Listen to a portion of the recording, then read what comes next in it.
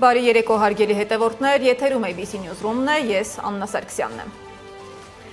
Նիկոլ Փաշինյանն ինքն իր համար որոշել է, որ հայ առաքելական եկեղեցին կաթողիկոս չունի, ասում է ամենայն հայոց կաթողիկոսի կոչումն այժմ զբաղեցնում է մարդ, որը ըստ նրա ապօրինի է գտնվում այդ կարգավիճակում։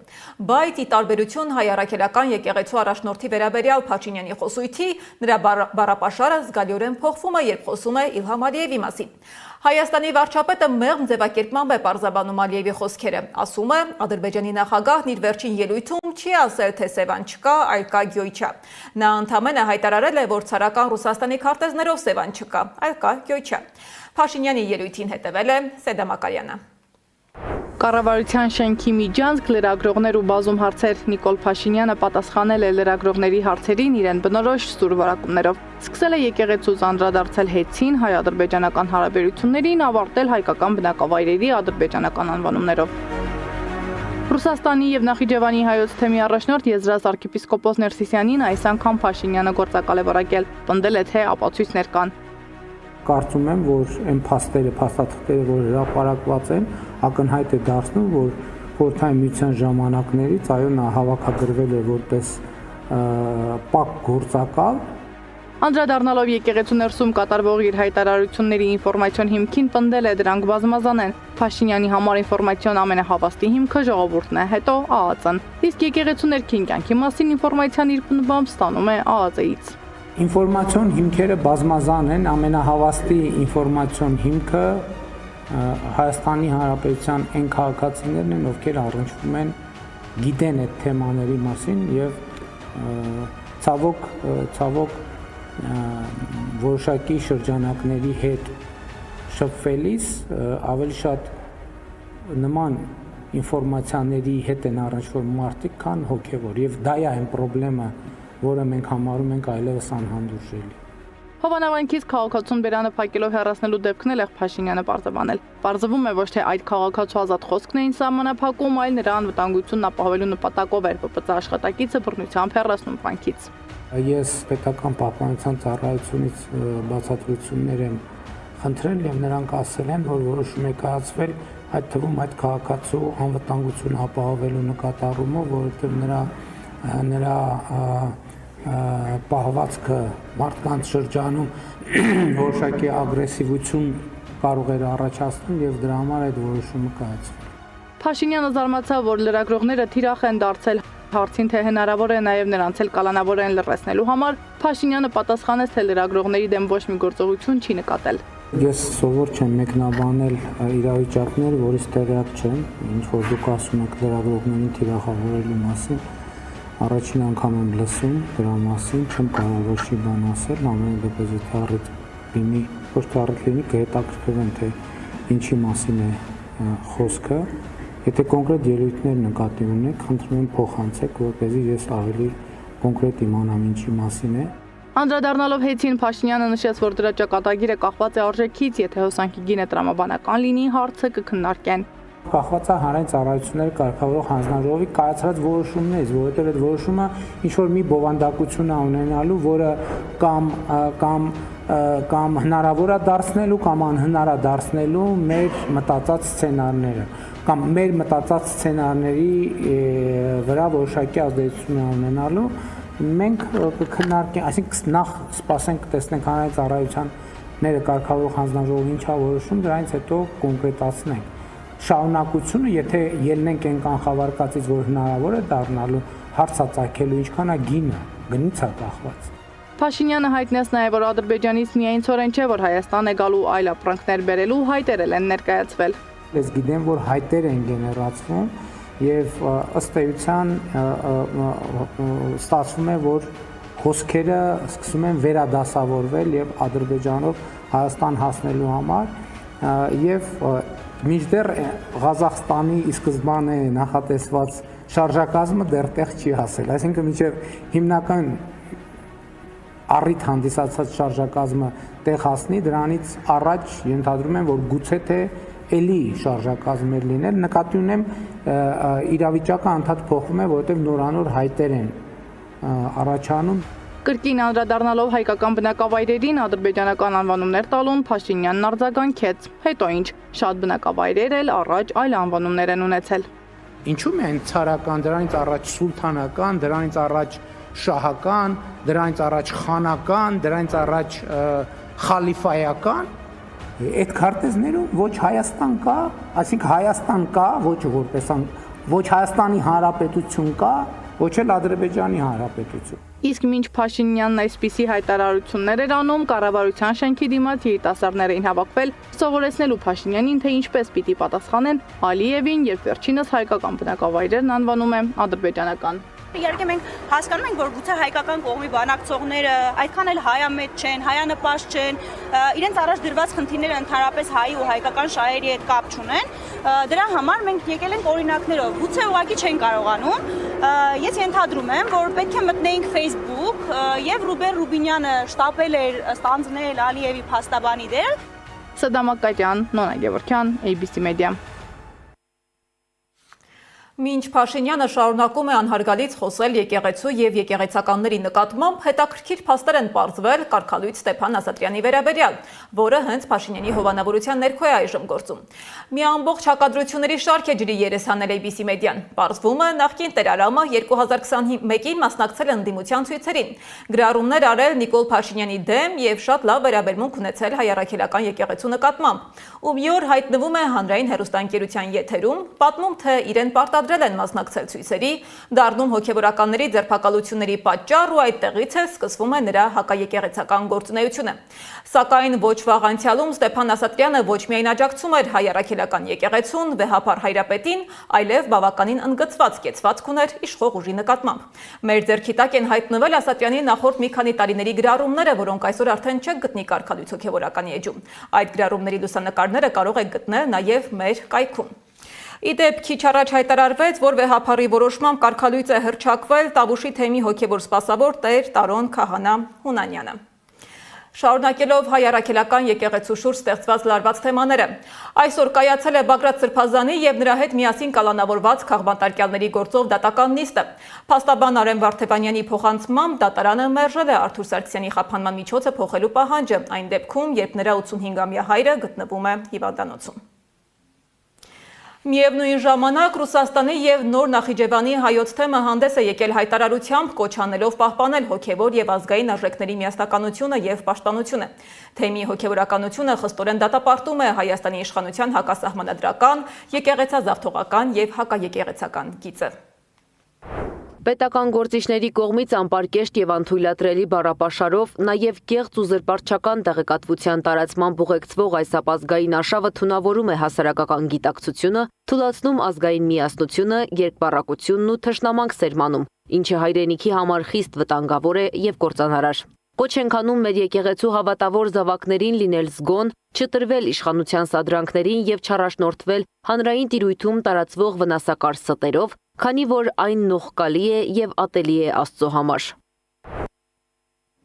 Վերադառնանք կառավարության նիստին։ Նիկոլ Փաշինյանը տեղյակ չէր, թե որ ընկերությանն է Ադրբեջանով Հայաստան ներկրում ցորել։ Ռուսաստանից եւ Ղազախստանից նաեւ չգիտի, ինչքան է վճարվում Ադրբեջանին տրանզիտային ուղու համար։ Կառավարության նիստից հետո լրագրողների հետ ճեպազրույցում Փաշինյանը նշել է, որ այս հարցերի պատասխանը կարող են ստանալ կառավարության մամուլի ծառայությունից։ Միևնույն ժամանակ էկոնոմիկայի նախարար Գևորգ Պապոյանը Ադրբեջանի տարածքով Հայաստան հասած ցորենի մուտքը բնութագրել է որպես պատմական իրադարձություն։ Նախարարն անձամբ է դիմավորել գնացքը այրում կայարանում։ Պապոյանի խոսքով գրեթե 3.5 տասնամյակ այս երթուղով Հայաստան բեռներ չէին տեղափոխվել եւ ըստ էության կարելի ասել այս երթուղին արդեն գործարկված է։ Առաջիկայում Հայաստան կժամանի նաեւ ղազախական ծագման ցորենը, որը դեռ Ադրբեջանի տարածքում է։ Իրականում այս երթուղու փոփոխությունը տնտեսական թե քաղաքական շահեր է հետապնդում եւ արդյոք այդ փոփոխությունից պետք է սպասել նաեւ գնի փոփոխություն, դիտենք ռեպորտաժը։ Ադրբեջանի տարածքով հացահատիկի ներկրումն արդեն իրականություն է։ Ասում են օգոստոսի 8-ին Վաշինգտոնում հաստատված խաղաղությունն է արտացոլված հողի վրա, այսինքն տնտեսական կյանքում։ Սիրելի հայրենակիցներ, ես հիմա այրում կայարանում եմ եւ այստեղ պատմական իրադարձություն տեղի ունեցավ մի քանի րոպե առաջ, առաջին անգամ գրեթե 3.5 տասնամյակի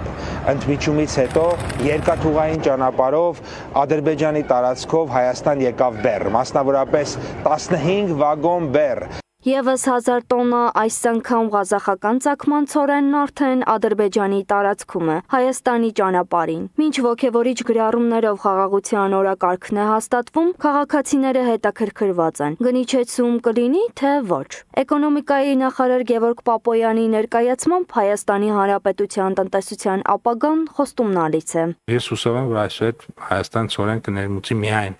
երկաթուղային ճանապարհով, որը շատ տնտեսապես նպատակահարմար է,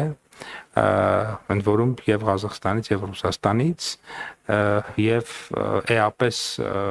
եւ ղազախական ցորենի ինքնարժեքը եւ նաեւ ռուսական ցորենի ինքնարժեքը երկաթուղային ճանապարհով Հայաստան գալու պարագայում էապես իջնում է։ Տնտեսագետ Սուրեն Պարսյանի խոսքով տրանսպորտային տեսանկյունից Ղազախստանից եկող ցորենը այլ հավասար պայմաններում պետք է ավելի թանկ լինի, քանի որ Բաքու-Թբիլիսի-Երևան երկաթուղին ավելի երկար է, քան Փոթի-Թբիլիսի-Երևանը։ Այսինքն միանշանակ չեն կարող ասել, որ Ղազախստանից եկող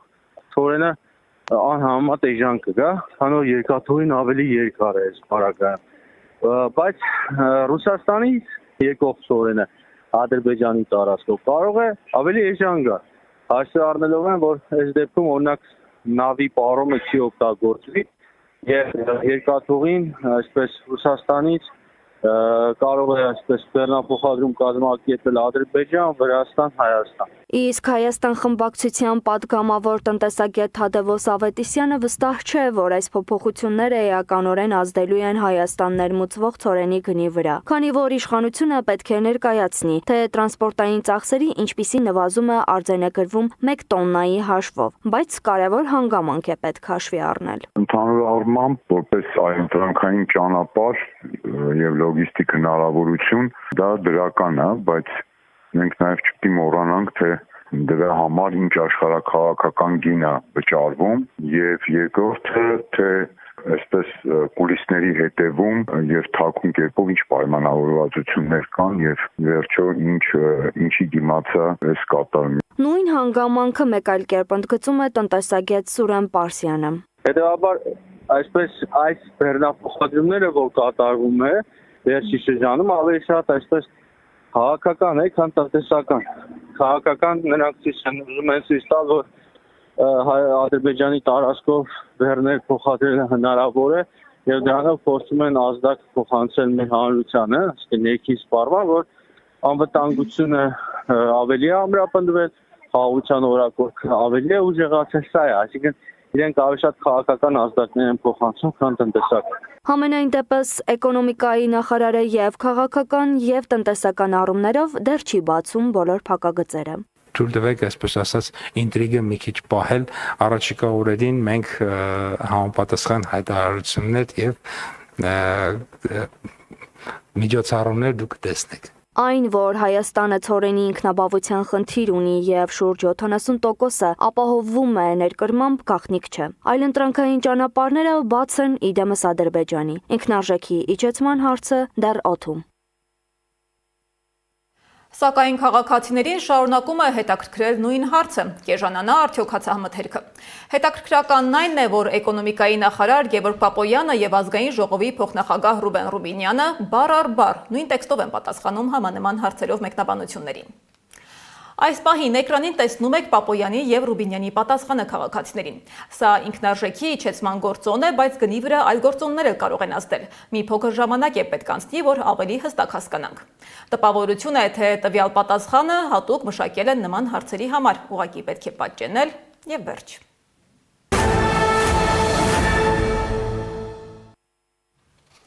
Ժամեր առաջ հրդեհ է բռնկվել Երևանի Կոմիտասի պողոտայի Երևան City սուպերմարկետում։ Հայտարարվել է հրդեհի բարդության թիվ 3 կանչ սուպերմարկետի տարածքում գտնված բոլոր քաղաքացիներին տարհանել է։ Դեպքի մասին մանրամասներ է հայտնել ներքին գործերի նախարարության մամուլի քարտուղար Նարեկ Սարգսյանը։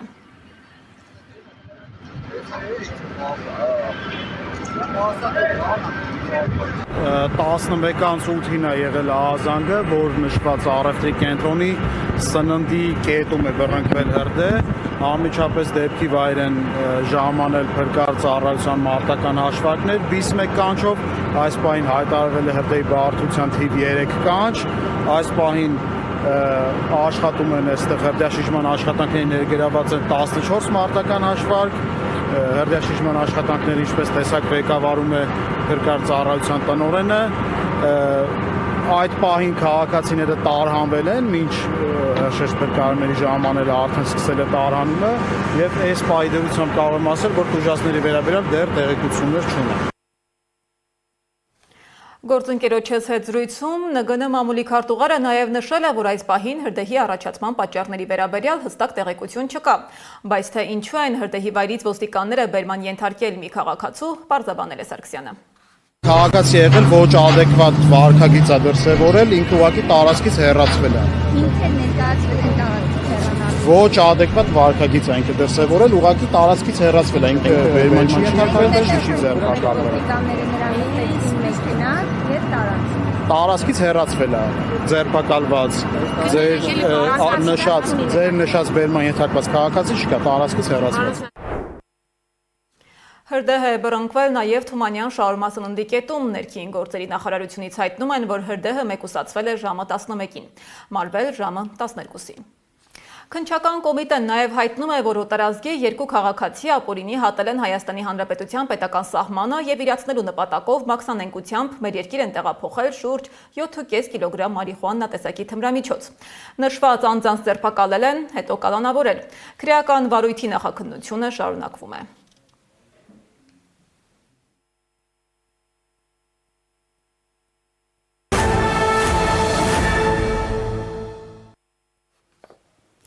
Այսօր Վաշինգտոնում Միացյալ Նահանգների նախագահ Դոնալդ Թրամփի հետ կհանդիպեն Ղազախստանի, Ղրղզստանի, Տաջիկստանի, Թուրքմենստանի եւ Ուզբեկստանի նախագահները։ Բանակցությունների ընթացքում կողմերը կքննարկեն տարածաշրջանի բնական պաշարների, մասնավորապես հազվագյուտ հանքանյութերի նկատմամբ գործակցության հնարավորությունները, որոնք կարևոր դեր ունեն գլոբալ տեխնոլոգիական եւ էներգետիկ շուկայում։ Հանդիպումից առաջ Միացյալ Նահանգների պետքարտուղար Մարկո Ռուբիոն հայտարարել է, որ 2026 թվականին նախատեսում է այցելել Կենտրոնական Ասիայի 5 երկիր։ Աշխարհի քարտեզը փոխվում են գլխավոր խաղացողները, փոխելով ուժերի հավասարակշռությունը։ Փորձագետները կանխատեսում են, որ աշխարհը նոր պատերազմի շեմին է, ակտիվանում են ռազմարդյունաբերության ոլորտի հիմնական ուժերը, ակտիվանում է միջուկային փորձարկումների մասին խոսակցությունները, գերտերությունների ղեկավարների մակարդակով։ Ռուսաստան, Միացյալ Նահանգներ, Չինաստան եւ Եվրոպա շախմատային մեծ տախտակ, որտեղ յուրաքանչյուրն ունի հաջորդ քայլի եւ խաղատախտակի դասավորության սեփական ծրագիրը։ Աշխարհի քարտեզում փոփոխություններ են սպասվում, մասնագետների գնահատմամբ աշխարհը կանգնած է հնարավոր մեծ պատերազմի շեմին։ Վերջին շրջանում էլ ակտիվացել են Ռուսաստանն ու Միացյալ Նահանգները, միաժամանակ միջուկային փորձարկումներ սկսելու մասին հայտարարություններ են արել Ռուսաստանի, Չինաստանի եւ ԱՄՆ-ի ղեկավարները։ 33 տարվա միջումից հետո Միացյալ Նահանգների նախագահը հրահանգել է ռազմական գերատեսչությանը սկսել միջուկային փորձարկումների գործընթացը։ Թրամփը նշել է, որ Չինաստանն ու Ռուսաստանն էլ են սկսել այդ գործընթացը, ինչու ինքը չի կարող անել նույնը։ Քանի որ այլ երկրներ փորձարկում են միջուկային ծրագրեր, ես հանձնարարել եմ պատերազմի նախարարությանը սկսել մեր միջուկային զենքի փորձարկումները։ Այդ գործընթացը կսկսվի անմիջապես։ Միջազգային լրատվամիջոցները գրում են, որ Թրամփի այս քայլը ուղերձ է ուղղված աշխարհի մյուս 2 խոշոր միջուկային տերություններին՝ Ռուսաստանին եւ Չինաստանին, սակայն նրա հայտարարությունից հստակ չէ խոսքը վերաբերում է պայթյունավտանգ փորձարկումների, թե միջուկային հրթիռների թռիչքային փորձարկումներին։ Հատկանշական է, որ աշխարհում վերջին 25 տարիներին ոչ մի միջուկային տերություն պայթյունավտանգ փորձարկումներ չի արել Հյուսիսային Կորեայից բացի։ Սա շատ վտանգավոր խաղ է, քանի որ անգամ Սառը պատերազմի ժամանակ այսպիսի ռետորաբանություն մենք չէինք լսել ոչ եվրոպացիների, ոչ ամերիկացիների, ոչ ռուսների կողմից։ Սա բավականին անպատասխանատու խաղ է, շատ վտանգավոր խաղ է, որը կարող է բերել էսկալացիայի։ Դեռ նրանք Սառը դատողությունը իրենց հերիքում է, որպեսզի դա չանել։ Ռուսաստանը շարունակում է համարվել աշխարհի ամենամեծ միջուկային զինանոց ունեցող տերությունը։ Ռուսաստանի նախագահի մամուլի քարտուղար Դմիտրի Պեսկովն է արձագանքել Թրամփի հայտարարությանը։ Նախագահ Թրամփը իր հայտարարության մեջ նշել է, որ այլ երկրներ զբաղվում են միջուկային զենքի փորձարկումներով։ Մինչև հիմա մենք չգիտեինք որևէ մեկը փորձարկում է անում։ Պուտինը, որ տիրապետում է աշխարհի ամենամեծ միջուկային մարտագլխիկների զինանոցին, բազմիցս ասել է, որ եթե որևէ երկիր փորձարկի միջուկային զենք, ապա Ռուսաստանը նույնպես կանի դա։ Միացյալ Նահանգները եւ Ռուսաստանը հռչակել են, որ վերադառնում են միջուկային զենքի տեստերին, այսինքն նրանք սկսելու են նորից վերսկսելու են տեստերը միջուկային զենքի։ Նշանակում է, որ մենք 55 տարի վերադառնում ենք անցյալ, 55 տարվա պատմություն են կորցրել։ Ռուսաստանը եւ Չինաստանը որոշ ձևով հիմա սկսելու են զսպել Միացյալ Նահանգները, ձևավորվում է երկու բևեռ, Միացյալ Նահանգներ, Եվրոպա մի կողմից եւ Ռուսաստան, Չինաստան։ Բայց միջազգային հարաբերությունները երկրների բախվող շահերի մասին է։ Չինաստանը, որ Ռուսաստանի դաշնակիցն է, եւս տիրապետում է միջուկային զինանոցի, աշխարհում երկրորդ զինանոցը նրանցն է։ Հենց այս հանգամանքով էլ պայմանավորված է Միացյալ Նահանգներ Չինաստան վերջին հանդիպումը, որը տեղի ունեցավ Հյուսիսային Կորեայում։